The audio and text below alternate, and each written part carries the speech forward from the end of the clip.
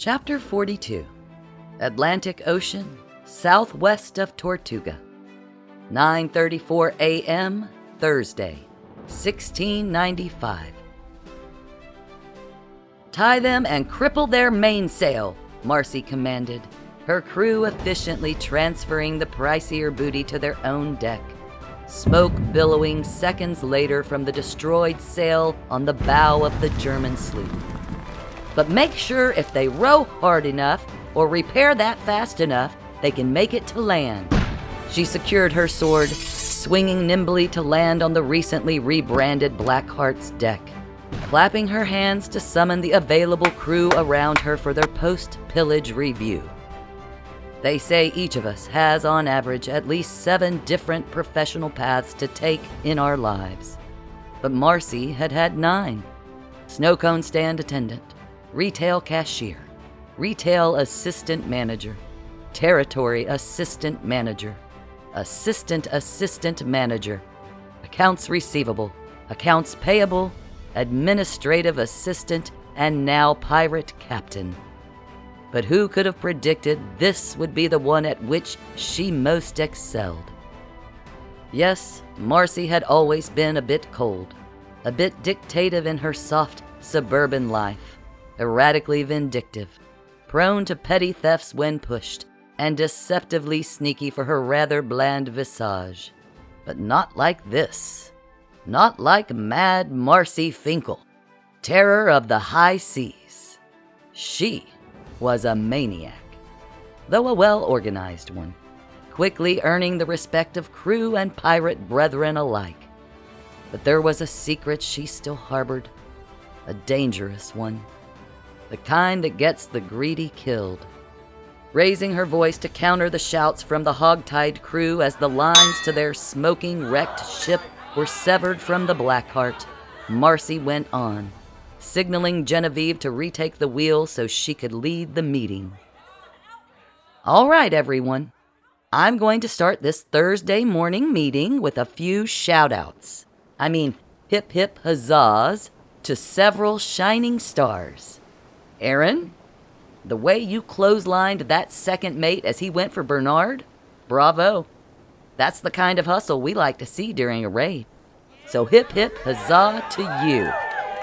And Una, way to take down another captain with that fabulous left hook. He's going to feel that for years. Hip-hip huzzah. And no fatalities on either side. That's gotta feel good."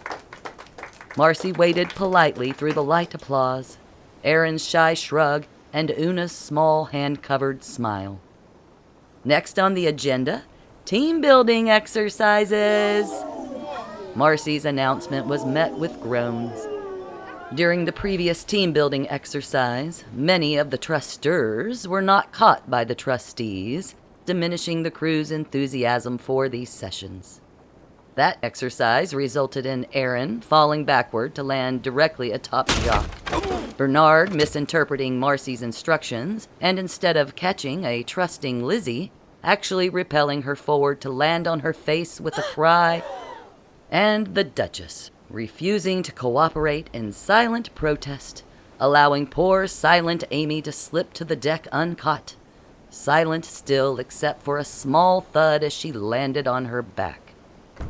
Bernard approached Marci's side, whispering, "Captain Marci, the sloop had very little in the way of water stores. We need to make land for supplies, as I mentioned last week when I said we were running low on rum." Marci thanked Bernard, turning back to the crew and impatiently summoning her globe with 3 successive snaps.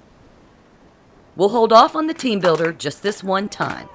Genevieve, steer a course for the nearest water source, which feels like it could be, Marci scanned the Atlantic coast on the incomplete and inaccurate world map Aaron held in front of her, then licked her pointer finger and held it up into the breeze, counting silently to 4. Tortuga from the wind. "Set the sails southeast, then," Genevieve ordered confidently, hair flying in the wind. The crew scattered to their posts as Marci, suppressing a triumphant smile, strolled back to her cabin, slamming the door closed before pumping her fists in silent victory. The truth was, she'd desperately been searching for an excuse to get to Tortuga.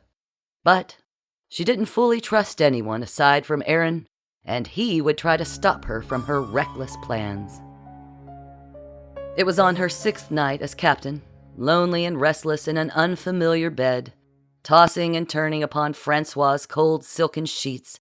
She'd run her hand along the edge of his feather mattress to fluff it, and felt the curious folded edge of something stuffed between it and the bed frame, yanking out a yellowed square of paper and holding it in the shaft of moonlight streaming from the porthole, gasping as she scanned the unmistakable dashes and X of a pirate map. The bottom of the sketch clearly labeled Tortuga, and realized this must be where Francois stashed his ill-gotten, embezzled booty in times past. The small treasure she'd found preceding his ousting, too tiny to be the entire mother lode. Over the next months at sea, she'd secretly formulated a plan to properly spend the unexpected bonus treasure. The birthday blowout of all birthday blowouts for the crew. They'd seemed so excited when they'd heard about the birthday party pig roast. And a paltry pig roast was amateur, Marci decided. She would have pork and chicken and beef at her party, and gifts for all, knowing they'd worked hard enough for it these past months, enthusiastically raiding up and down the North American coast and earning quite a fearsome reputation for it as they went. Marci noticed, for as much as they grumbled, the women seemed to be having the time of their lives and quickly stopped asking about returning home, earning far more money and respect here than they ever could there, wherever there was. And for what it was worth, though she missed Bill terribly and would never stop dreaming of their reunion, being in charge didn't suck.